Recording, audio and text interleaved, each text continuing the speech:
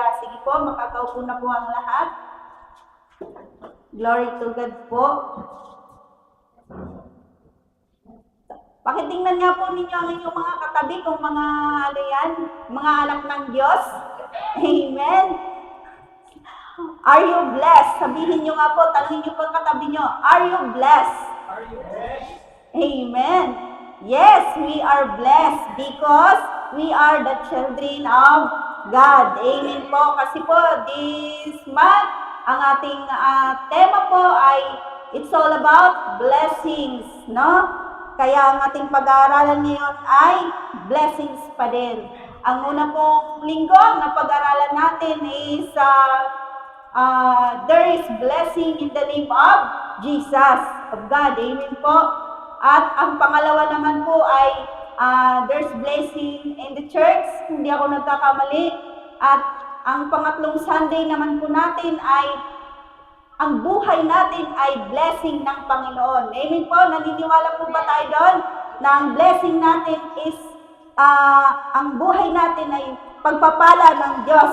Amen po. At nung last week, ang napag-aralan naman po natin ay burden into blessing, no? Blessing into burden. Sino po ba doon ang may burden, pero may blessing. Amen. Praise the Lord. At ngayon naman po, ang pag-aaralan natin ay about pa din po sa pagpapala. Ito naman po ay pagpapalang espiritual. Sabihin nyo nga po, pagpapalang espiritual. Amen. Ito po, ang aking context po ay mababasa po natin sa Efeso chapter 1, 3 to 14. Yan po. Ang pabangat po dyan ay mga pagpapalang espiritual sa pamamagitan ni Kristo. Ayan. Efeso chapter 1, 3 to 14. Ang Efeso po ay, ang sumulat po niyan ay si Apostol Pablo. Ito po ay sinulat niya sa mga mananampalataya sa mga taga-Efeso po. Yun po. At sinulat po niya yung Efeso, hindi ako nagkakamali, is nakakulong po siya. No? Nakakulong po siya sa Roma. 3 letters po yan na sinulat niya, yung Colossians, Philemon, at saka ito nga pong Efeso. Yan. At ito po ang ating pag-aaralan ngayon.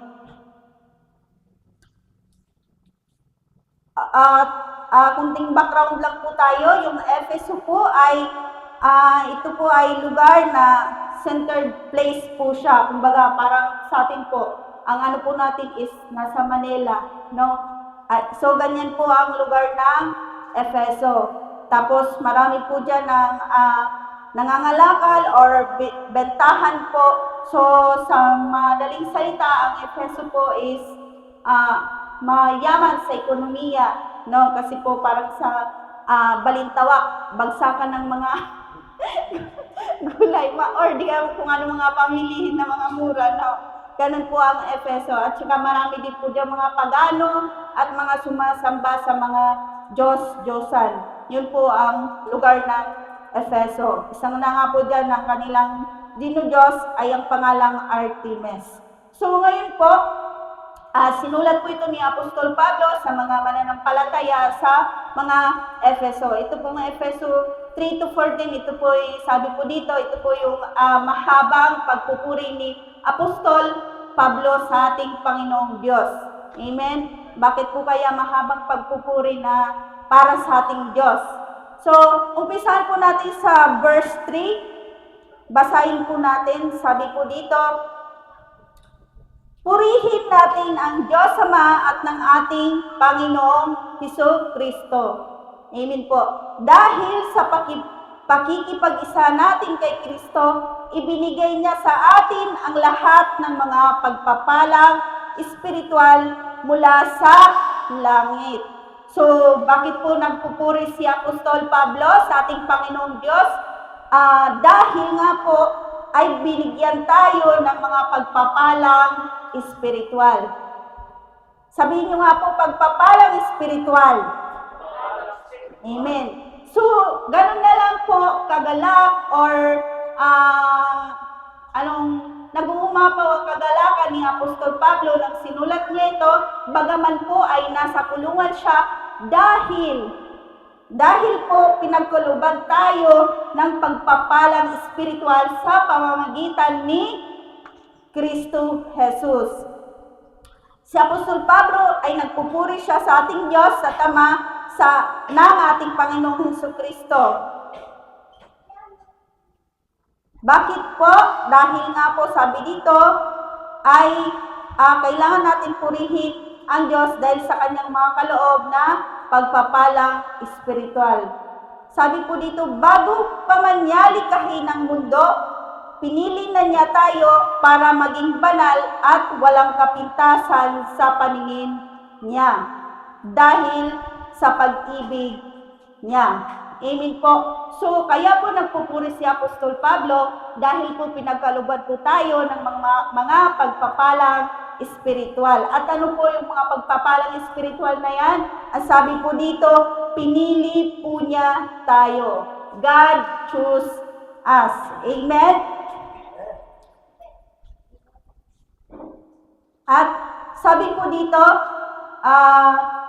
ang salita pong pinili, kung mapapansin po ninyo, bago pa man niya likhain ang mundo, pinili na niya tayo para maging banal at walang kapintasan. So, ibig sabihin, hindi ka pa man po pinapanganak or hindi pa man nagmimit ang inyong mga magulang, ay pinili na po tayo ng ating Diyos sa pamamagitan ng ating Panginoong Hesukristo.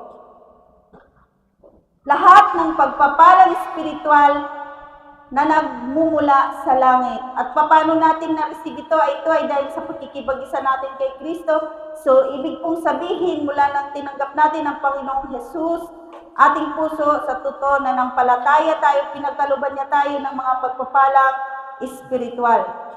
At ito nga po, sabi ko po, ang mga pagpapalang espiritual na binanggit dito ni Apostol Pablo, dito po sa verse 4, ang sabi niyo po, bago palikhay ng mundo ay pinili na po niya tayo. Amen? Can you imagine that? No? Na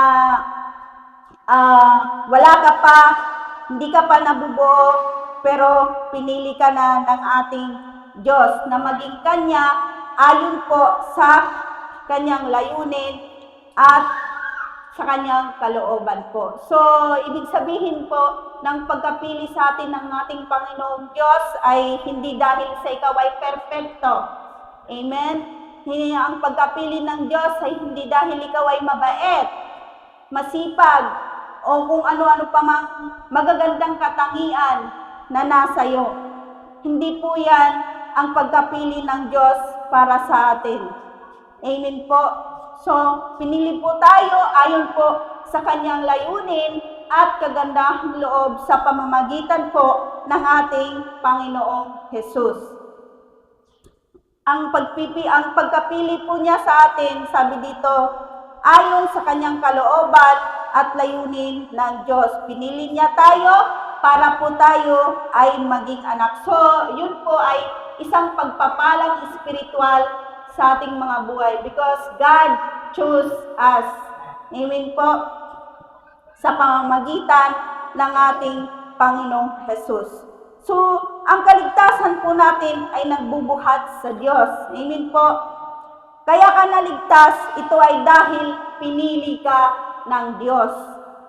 Hindi ibig sabihin po na porkit pinili ka na ng Diyos, ligtas ka na, pwede ka nang gumawa ng kung ano-anong mga kasalanan. Hindi po ganon ang ibig sabihin ng pinili. Kasi magiging confident ka, pinili ako ng Diyos, ganyan-ganyan. Pwede na ako magkasala, may ano na ako magkasala, kasi ligtas na ako, pinili na pala ako ng Diyos. Hindi po ganyan ang sinasabi po dyan ni Apostol Pablo na pinili tayo para maging anak ng Diyos. Kundi po, pinili tayo ayon sa kalooban at layunin ng Diyos sa ating mga buhay. Kasi kung ganyan po yung ating lisensya na pinili na ako, pwede na magkasala, hindi po yan totoo. Hindi ka po totoong na born again. Amen po. Kasi po ang totoong na born again is nakikita sa buhay mo may pagbabago sa buhay mo. Amen po.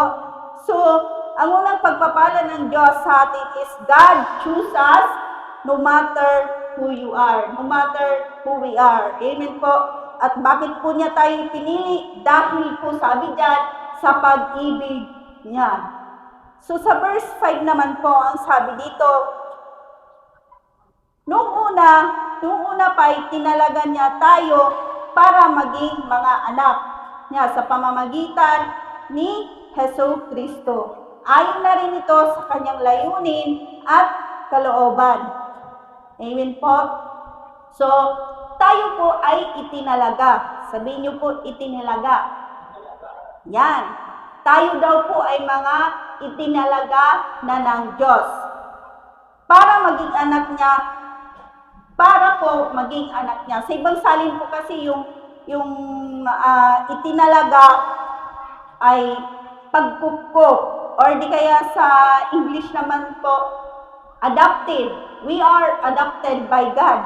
And po sa panahon po ng Greco-Roma, yung salitang adopted po ay mahalaga po yan. Or importante yung adopted na salita. Kapag ikaw ay adopted, maswerte ka. Kasi kung ikaw ay alipin, tapos sinampun ka ng mayaman, ikaw ay tagapagmana o magiging mayaman ka na. So, ganun po dati yung kanilang sa adopted. Ngayon sa atin po, pag sinabing adopted, parang halimbawa, hindi ka kadugo, parang ano-ano ka lang. Ganun po. Iba yung pagtingin. Pero dati po yung adopted, lalo na sa Greco-Roma ay po yan, mahalaga ka. Tapos halimbawa kung mayaman po yung naka-adapt sa'yo, maswerte ka kasi mababago ang buhay mo. Ang past mo is totally wala na. Kumbaga, everything is new. Bagong buhay ka na. Ganun po yung sa kanila sa ampun na salita. So, tayo din po na itinalaga sa pagkukup or adopted po tayo po ay anak legally ng Diyos. Amen po, mga anak po ba tayo ng Diyos? Amen. Buhat ng tinanggap natin ang ating Panginoong Hesus Kristo. Amen po. So, naging anak po tayo dahil sa pamamagitan ng ating Panginoong Hesus Kristo. So, sobrang pinagpala po tayo ng Diyos. Amen. Dahil ang mga pagpapala ng Diyos sa buhay natin ay di kayang masukat ng kahit ano paman. At ayon na din po ito sa layunin at kalooban ng Diyos sa ating mga buhay. Amen po. Dito po sa verse 6, patuloy po tayo, sinasabi po dito ni Apostol Pablo, muli po siya, so ganun na lang yung pagpupuri ni Apostol Pablo sa ating Panginoong Diyos. No? Sabi po dito, purihin natin ang Diyos dahil sa kamangha-mangha niyang biyaya na ibinigay sa atin sa pamamagitan ng kanyang anak na minamahal. Amen po. Parang po ito kanina sa devotion natin. Kamangha-manghang biyaya. No? Napakasaganang biyaya. Nagpupuring muli si Apostol Pablo sa Diyos dahil sa kamangha-manghang biyaya na pinagkaloob sa atin ng ating Diyos. At paano po natin naranasan ang biyaya ng Diyos? Anong matinding biyaya, no? Sobrang matinding biyaya ng Diyos sa ating mga buhay. Yan po ang masaganang biyaya ng Diyos na ibinigay niya sa atin, ang kanyang kaisa-isang anak. 7 and 8 po, sabi po dito, sa pamamagitan ng dugo ni Kristo, tinubos niya tayo, nang ibig sabihin ay pinatawad ang mga kasalanan natin. Napakalaki ng biyayang pinagkaloob sa atin ng Diyos. Binigyan niya tayo ng karunungan at pang-unawa. So, ganun na lang ang pagpapasalamat, ang pagpupuri ni Apostol Pablo sa ating Panginoong Diyos. Kasi bakit? Ipinaranas niya sa atin yung kamanghamanghang biyaya, kasaganaan ng biyaya sa ating mga buhay. At paano po natin ito naranasan? Sa pamamagitan po ng dugo. Amen po. Ng dugo ni Kristo. May dugo na nangyari. May buhay na namatay para sa atin. Karapat-dapat po ba tayo sa biyayang yan? Karapat-dapat po ba tayo na pag-alayan ng buhay ng ating Panginoong Jesus?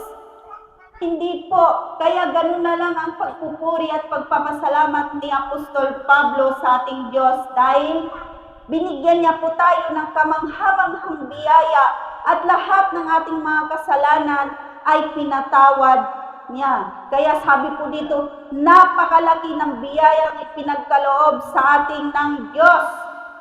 Amen po. Dahil po yun sa ating Panginoong Jesus. Yan po ang mga natanggap natin na mga pagpapalang espiritual mula sa langit. Mula sa ating Panginoong Jesus. Sabi po dito, at binigyan pa po tayo ng karunungan, kaalaman. Amen po, hindi lang po yung buhay ng Panginoong Jesus ang kanyang inalay para sa atin. No? Binigyan pa po tayo ng karunungan at kaalaman. So, sobra-sobra si Lord no, magbigay sa ating mga buhay.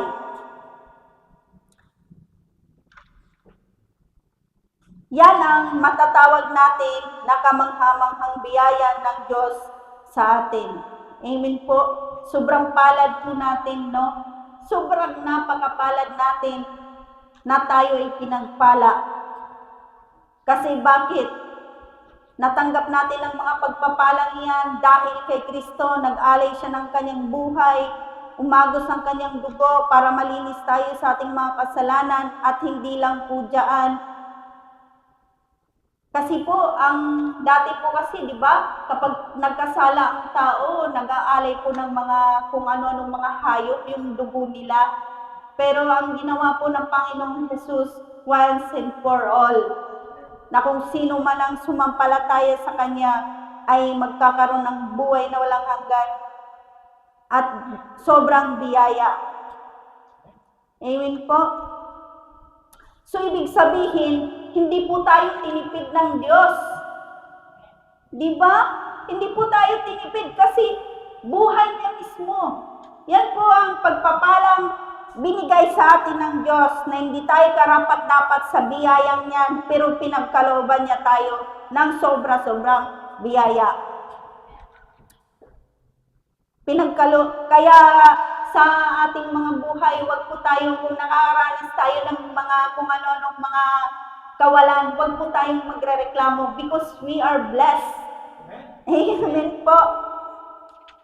So, panghawakan lang po natin ang kanyang mga pangako kasi ang biyaya ng Diyos ay napakasagana sa atin. Ang sabi po dito sa binigyan pa po niya tayo ng karunungan at pang-unawa. Amen po. Sa verse 9 po,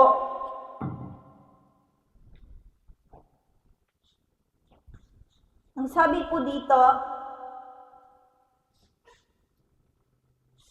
para maunawaan ang kanyang lihim na plano na nais niyang matupad sa pamamagitan ni Kristo. So, ibig sabihin po, kaya po pala tayo binigyan ng karunungan at ng kaalaman dahil po sa lihim. Ano po kaya yung lihim na yan? Kanina nabanggit yung lihim sa devotion natin. Para maunawaan daw natin ang kanyang lihim na plano na nais niyang matupad sa pamamagitan ni Kristo. Ano po kaya ang lihim ng Diyos? No? So kaya pala tayo binigyan ng pangunawa dahil daw para maunawaan natin ang mga lihim ng Diyos. Dito po, basahin po natin dito sa Efeso chapter 3, 4 to 6.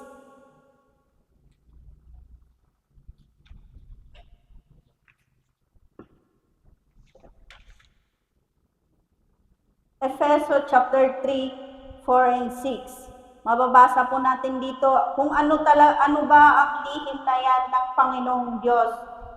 Sabi dito, habang binabasa nyo ang sulat kong ito, malaman nyo ang pagkakaunawa ko tungkol sa lihim na plano ng Diyos para sa inyo sa pamamagitan ni Kristo.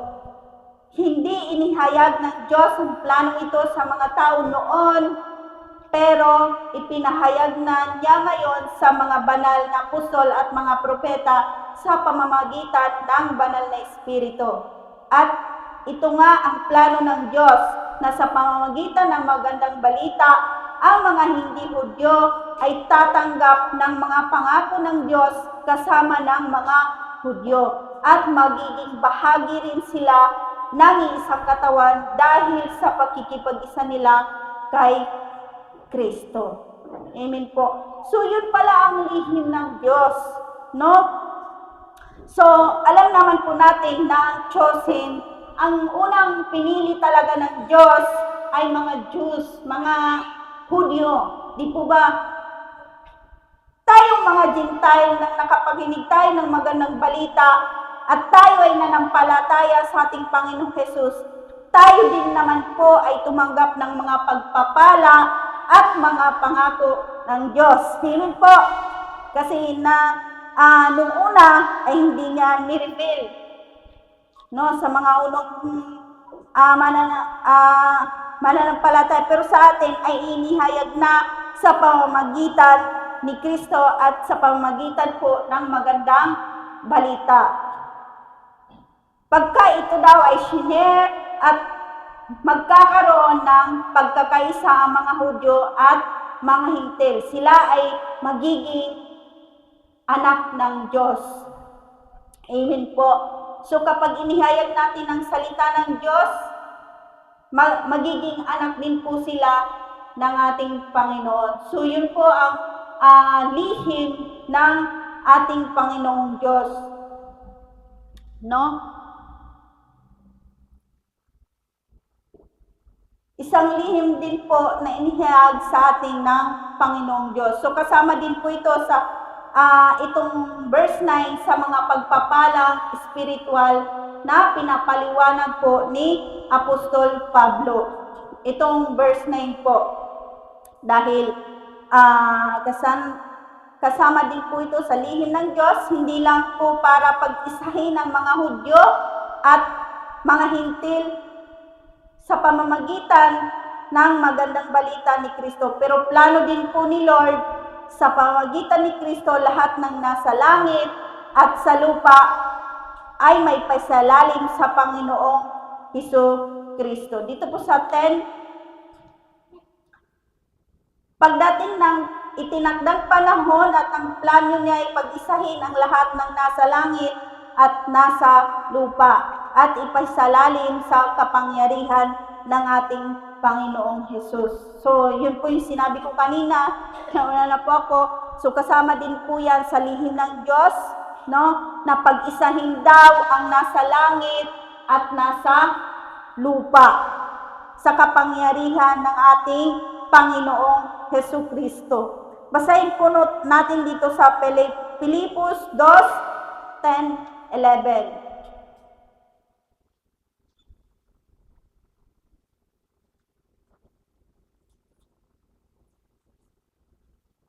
Sabi po dito, upang ang lahat ng nasa langit at lupa at nasa ilalim ng lupa ay luluhod sa pagsamba sa Kanya at kikilalanin ng lahat na si Jesucristo ang Panginoon sa ikapupuri ng Diyos Ama. Amen po.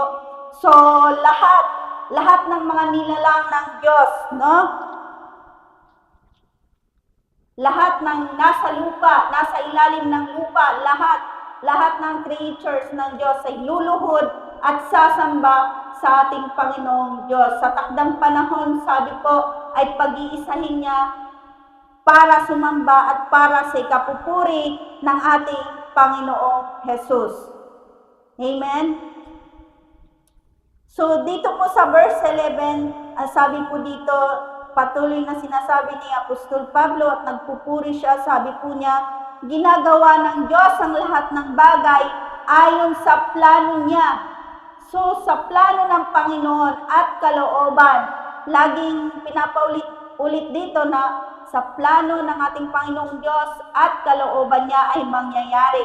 At ayon sa mga plano niya noon pang una, pinili niya kami para maging Kanya sa pamamagitan ng pakikipag-isa kay Kristo. So, alam naman po natin na ang unang pinili ng Diyos ay mga Hudyo, kaya sinabi po dito ni Apostol Pablo na kami.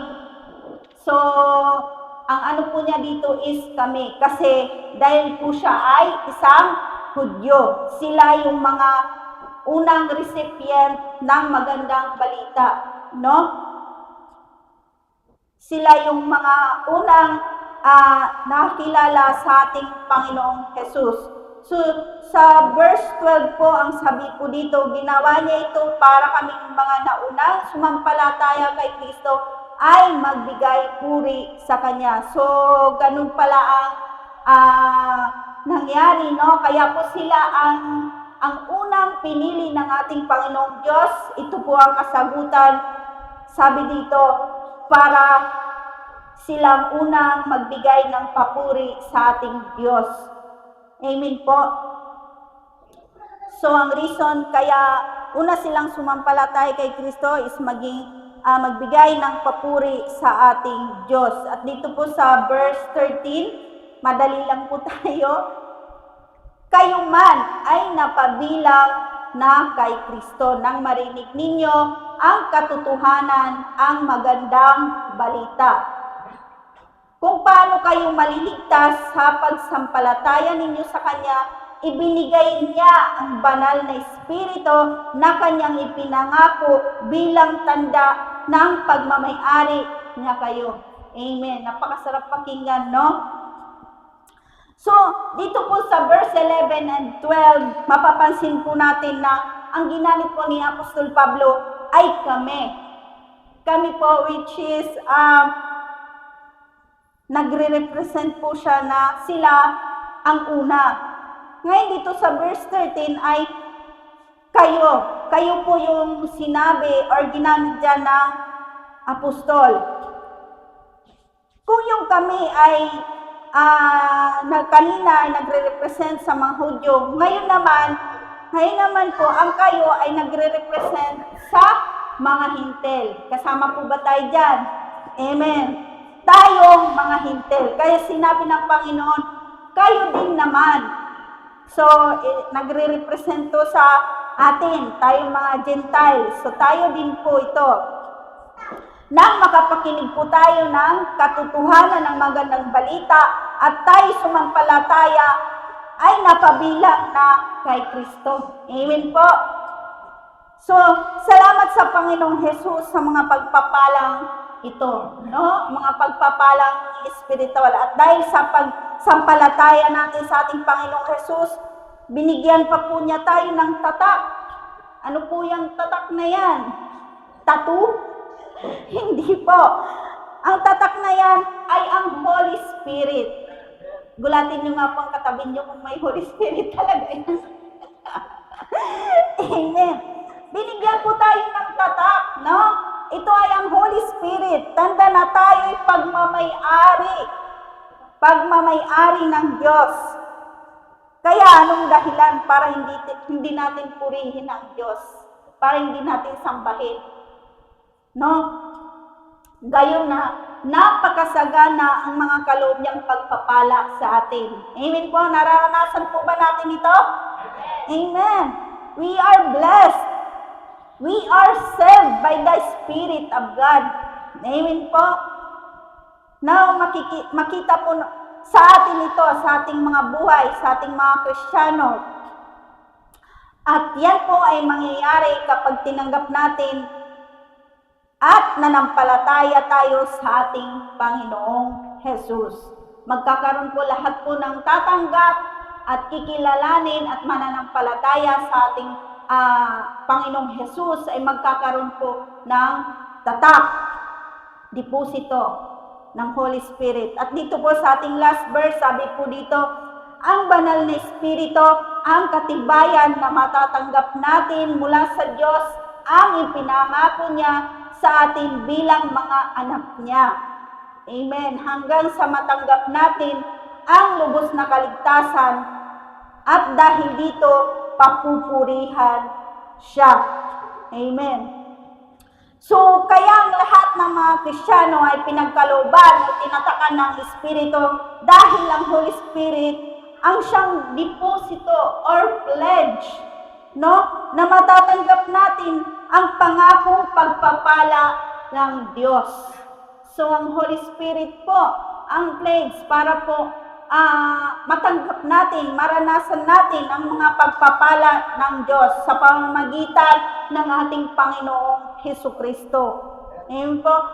Ang Holy Spirit, ang katibayan na ang lahat ng mga mananampalataya ay matutupad at magaganap ang mga pangako ng Diyos.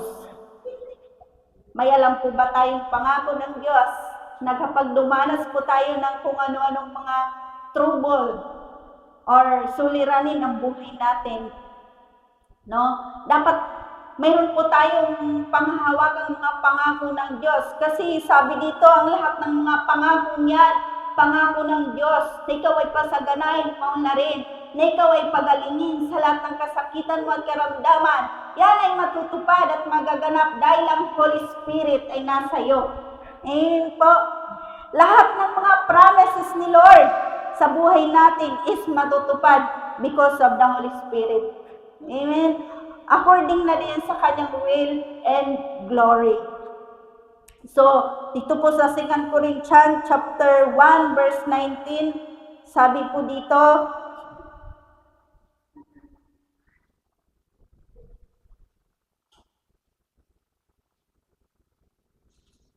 Second Corinthians chapter 1 verse 19, sapagkat kahit gaano man kadami ang pangako ng Diyos, tutuparin niyang lahat ito sa pamamagitan ni Kristo. Amen. Kaya ang masasabi natin na tapat ang Diyos at ito ay nakapagbibigay ng kapurihan sa Kanya. Amen. Kahit gaano man po ang pangako ng Diyos, ito po ay tutuparin because meron tayong Jesus. Amen. Meron tayong Holy Spirit. Amen. Makikita po natin dito na talaga ang Holy Trinity ay nandito po sa ating pinag-aralan, no? Sa chapter 3 hanggang 5, makikita po natin dyan ang Diyos Ama, at 6 hanggang 8, kung hindi ako nagkakamali, ang ating Panginoong Jesus. At dito po sa dulo, andito na po ang Holy Spirit. So, Trinity po, nakita po natin dyan, ang Diyos Ama, Anak at Espiritu. Sobra po tayong pinagpala ng Diyos dahil ang gumawa niya ay ang Holy Trinity sa ating mga buhay, na which is hindi tayo karapat-dapat, pero dahil binigyan po tayo ng biyaya ng masaganang pagpapala, no, sa pamamagitan ni Kristo. Kasi sa atin po kasi, sabi ko dito, ang mga pagpapala ay hindi lamang nakabase sa mga material na bagay. Naniniwala po ba kayo doon? Na ang mga pagpapala daw ay hindi nakabase sa mga material na bagay. Sabihin po natin na, Lord, hindi mo ako pinagpala kasi walang laman ang wallet ko. Walang laman ang pulsa ko. Wala man lang akong ipon. No? Sasabihin po natin na, hindi mo naman ako bless, Lord, kasi tingnan mo, nagkukulang ako. No? Alam niyo po, alam po natin ang mga pagpapala, ang mga bagay na pagpapala ay hindi base lamang sa laman ng wallet mo o ng bulsa mo, yung pagpapala ng Panginoon. Hindi lang yan dyan naka-base. Ang pagpapala ng Diyos ay naka-base sa mga bagay na ginawa niya sa atin, sa iyo, hindi lamang dito sa lupa, kundi sa mga bagay na panghinaharap. Amen po, yun po ang ginawa ng ating Panginoon dito. Dahil ang gusto po ni Lord, hindi lang tayo magmana ng kayamanan dito sa lupa, Amen po, kundi magmana po tayo ng mga kayamanan din sa langit na hindi nasisira. Yun po ang gusto ni Lord. Magmana, hindi lamang tayo magpala dito sa lupa ng mga kayamanan, kundi magmana din po tayo ng mga kayamanan para sa langit. Yun po ay hindi po nasisira. Kaya sobra-sobra po ang biyaya at sagana ng ating Panginoon na pinagpala niya tayo sa lahat. We are blessed. Unang-una, kasi doon po sa ating pinag-aralan, God choose us. Amen? We are blessed. God choose us. Pinili ka niya. No? At itinalaga niya tayo para maging anak niya. No? No matter who we are, tayo ay tinalaga niya, kinupkup niya para maging anak niya. Yun po ang mga pagpapalang espiritual sa ating mga buhay. At dahil sa masagana niyang biyaya, tinubos niya tayo. Karapat-dapat po ba tayo? Hindi. Pero tinubos niya tayo sa lahat ng ating mga kasalanan. At siya ang nagbayad, ang katawan niya, ang dugo niya. No? At binigyan pa niya tayo ng wisdom and knowledge. No? At dito po sa panghuli, ang pagpapalang spiritual sa atin ay ang Holy Spirit.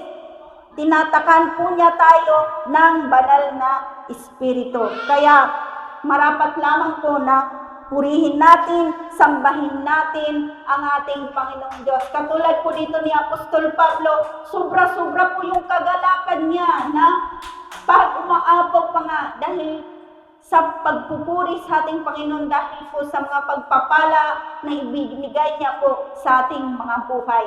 Amen po. So yun lamang po ang mensahe sa oras na ito. Palakpakan po natin ang ating Panginoon.